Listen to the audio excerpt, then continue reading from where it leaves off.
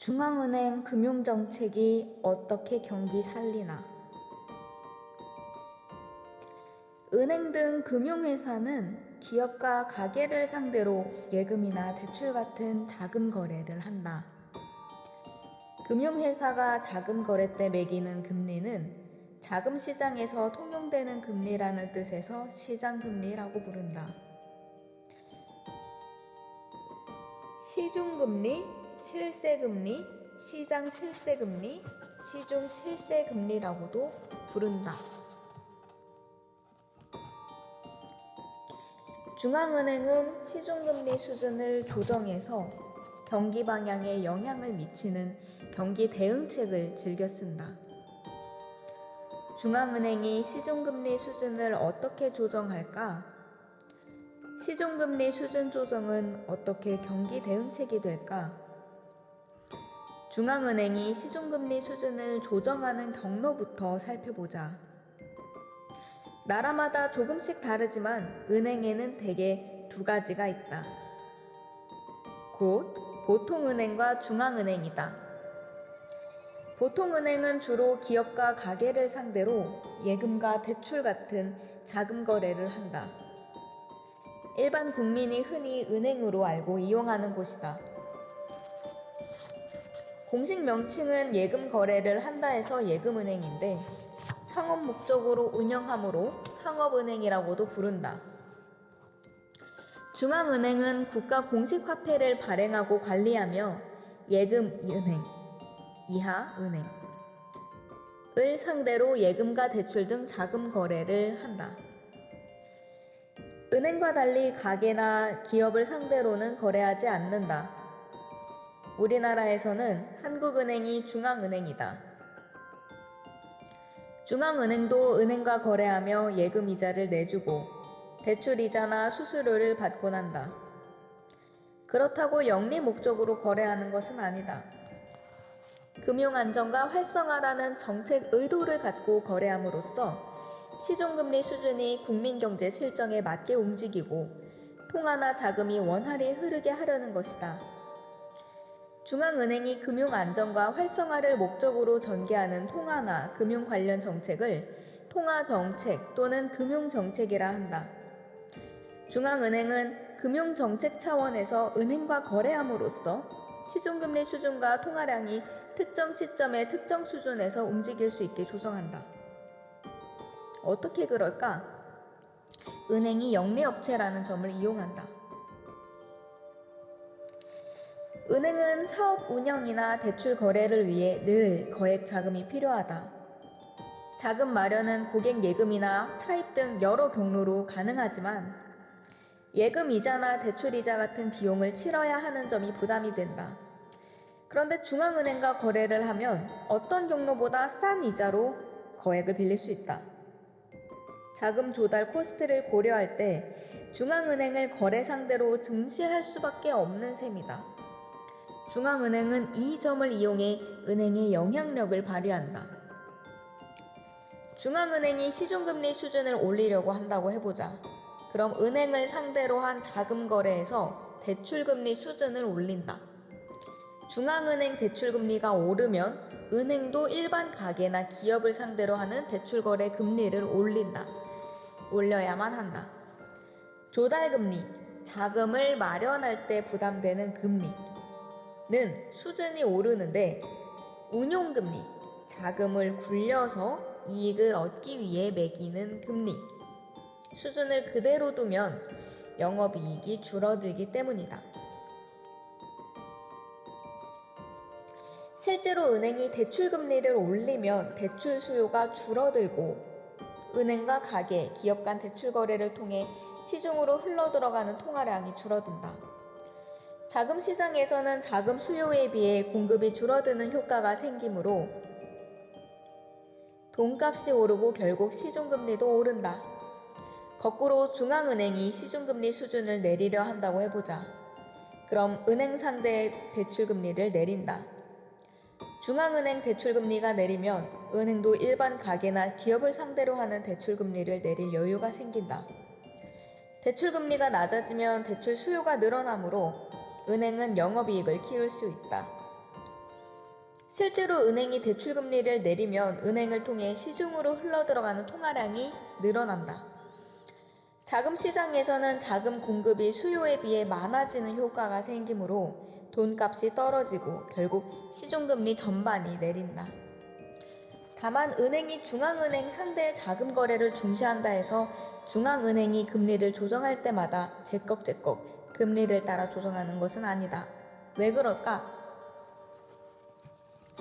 주된 이유는 그럴수록 득보기 때문이다. 중앙은행이 금리를 내려도 은행은 금리를 내리지 않고 미적거릴 때가 잦다.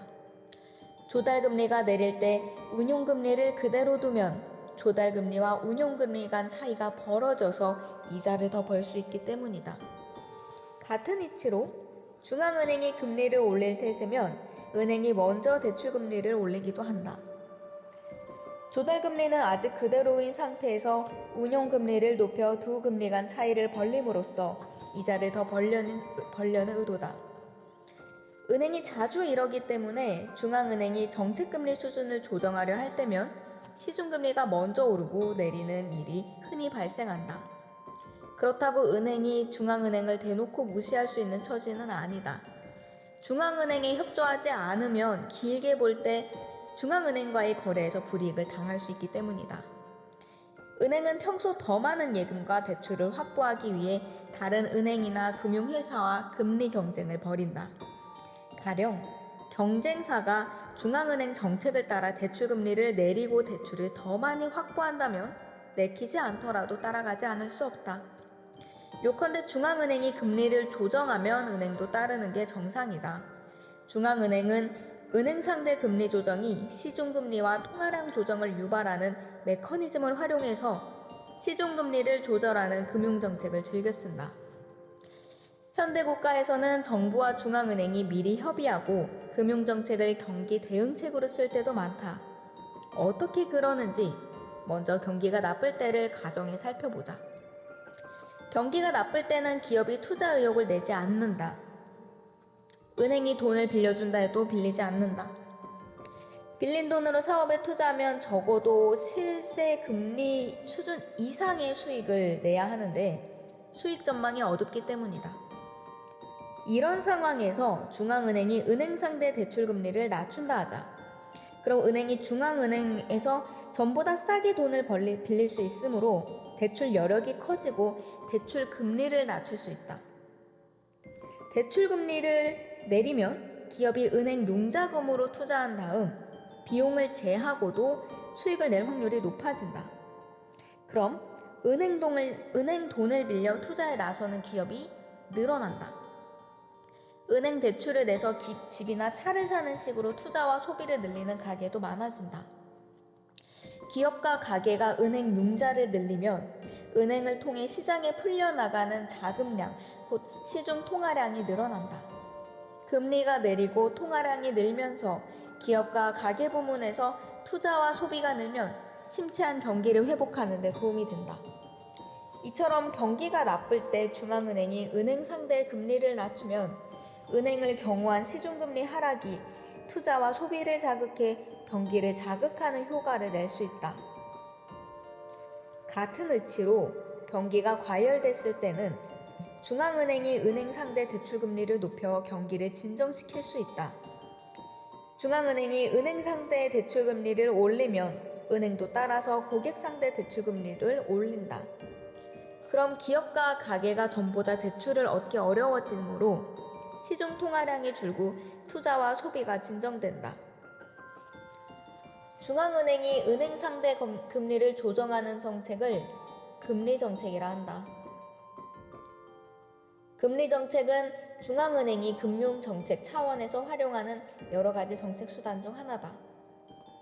경기 대응이 본래 목적은 아니지만 금리 수준이나 통화량을 조정해 경기 흐름을 바꾸는 효과가 크기 때문에 경기 정책 수단으로 자주 쓴다. 재정 적자와 재정 흑자, 어떻게 경기 대책되나? 코로나 지출로 지난해 11월까지 재정 수지 98조 3천억 적자. 2021년 1월 12일 한겨레 신문. 지난해 코로나19 대응 지출이 늘면서 11월까지 재정적자가 98조 원에 달했다. 지난해 12월까지 집행한 결과를 최종 집계하면 재정적자는 국내 총생산의 6.1% 수준인 118조 6천억 원으로 늘어날 전망이다. 전염병 때문에 경기가 나빠지자 정부가 지출을 늘렸고 그 결과 재정적자가 커졌다는 뉴스다. 재정이란 뭘까? 재정, 정부 재정, 곧 나라 살림살이를 말한다. 재정은 세금이나 수도, 철도 등 공기업 경영에서 얻는 수익을 주요 수입으로 삼는다. 해마다 결산을 해서 지출이 수입보다 크면 적자가 난 것이고 지출보다 수입이 크면 흑자를 본 것이다. 사기업이나 가게라면 경제활동을 결산했을 때 흑자가 나야 좋다. 하지만 정부 재정은 흑자를 내고 이익을 올리려고 운영하는 게 아니다. 적당한 수입을 확보해 필요한 데 알맞게 쓰고 특별한 일이 없는 한 곧 수지, 수입과 지출. 수지가 대충 같도록 균형을 맞추는 게 바람직하다. 만약 그러지 않고 수입은 키우고 지출은 줄여서 곧 재정을 긴축해서 재정수지 흑자, 재정 흑자를 크게 내면 어떻게 될까? 재정 흑자는 정부 지출이 줄어든 결과로 나타날 때가 많다. 정부 지출은 가계 소비 지출, 기업 투자 지출, 순수출. 순수출이란 수출에서 수입을 뺀 것을 말합니다. 순수출과 함께 국민 경제의 지출, 곧 총지출, 혹은 국민 총지출이라 부릅니다. 를 이룬다. 총지출은 국민 경제의 수요, 곧 총수요에 따라 이뤄진다. 정부 지출이 줄면 총지출도 줄기 쉬운데 총지출이 줄면 총수요도 줄었다는 뜻이다. 총수요가 줄면 경기가 위축될 수밖에 없다. 만약 재정 흑자가 세금을 많이 거둔 탓이면 민간 부문에서는 세 부담이 늘어난 만큼 가처분 소득이 줄어든다. 가처분 소득이란 개인의 소득에서 세금이나 건강보험료 같은 비소비 지출을 빼고 저축하거나 소비할 수 있는 소득을 말한다. 가처분 소득이 줄면 소비 수요가 줄어든다. 소비 수요가 줄어든 탓에 총수요가 줄면 경기가 위축된다. 이처럼 정부가 지출을 줄이거나 세금을 걷어서 재정 흑자를 크게 내다가는 경기를 위축시킬 수가 있다. 정부가 수입금보다 더 많은 돈을 써서 재정 적자가 크게 나면 반대 효과가 생긴다. 정부 지출이 늘면 총 지출도 늘기 쉽다. 총 지출은 총 수요에 따라 이뤄지므로 총 지출이 늘었다면 총 수요도 커졌다는 뜻이다. 총 수요가 커지면 경기가 확대된다. 만약 재정 적자가 세금을 적게 거둔 탓이면 민간 부문에서는 세 부담이 줄어든 만큼 가처분 소득이 커진다. 가처분 소득이 커지면 소비 수요가 늘기 쉽고 소비 수요가 늘면 총수요도 커지므로 경기가 확대된다. 재정 적자가 경기를 확대시킬 수 있는 방법이다.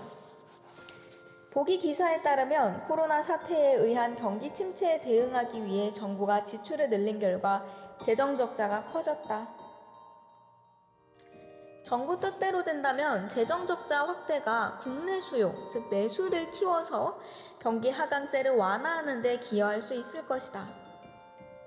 현대국가에서 정부가 재정을 늘리거나 조이는 것은 경기에 큰 영향을 미치는 요인이다. 그래서 각국 정부는 재정이 경기에 미치는 영향을 고려해 재정 운영 관련 정책, 곧 재정 정책을 자주 경기 대응책으로 활용한다. 경기 상황에 대응해 정책 목표를 세우고 재정을 적자나 흑자로 유도하는 시기다. 경기가 나빠 생산활동이 위축되고 실업자가 늘어날 때는 정부 지출을 늘려 재정을 적자로 이끄는 정책을 편다.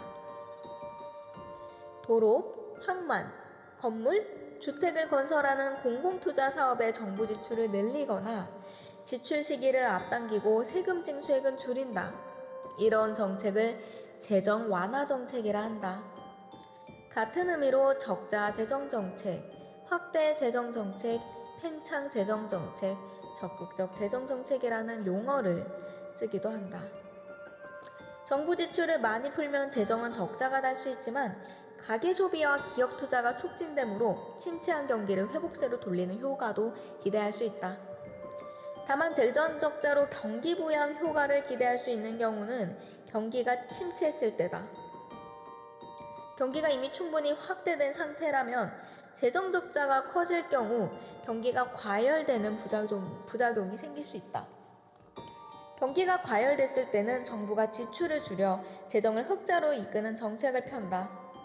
정부가 발주하는 SOEC, 사회간접자본, 건설공사 같은 공공사업을 줄이고 세금을 더 걷어 소비를 억제한다. 이른바 긴축재정정책이다. 흑자재정정책, 축소재정정책, 소극적 재정정책이라고도 부른다. 재정이 긴축되면 소비와 투자, 노동력 수요가 줄어들기 때문에 과열된 경기가 진정되는 방향으로 움직일 수 있다. 재정정책 중에서 정부가 세금 징수 폭등을 조절하는 부분은 조세정책에 속한다. 조세정책은 본래 조세 운영이 목적이다. 하지만 정부가 상황에 따라 세금 징수를 늘리거나 줄일 때 경기 조절 효과가 크기 때문에 경기 정책으로도 자주 쓴다. 불황 때는 정부가 세금 징수액을 줄여서 소비를 자극하고 경기가 과열되면 세금을 더 걷어 소비를 억제하는 식이다. 조세 정책을 포함한 재정 정책은 행정부 경제정책기획부처, 지금 우리나라에서는 기획재정부가 입안에 진행해야 한다. 중앙은행이 기획하고 집행하는 금융정책과 함께 경기정책의 양대 축을 이루고 경기 대응 효과도 강력하다. 다만 효과를 내기는 쉽지 않다. 정책 착수 시점부터 효과가 나타나기까지 시간이 걸리고 그 사이 큰 변화라도 생기면 정책이 현실과 어긋나기 쉽기 때문이다.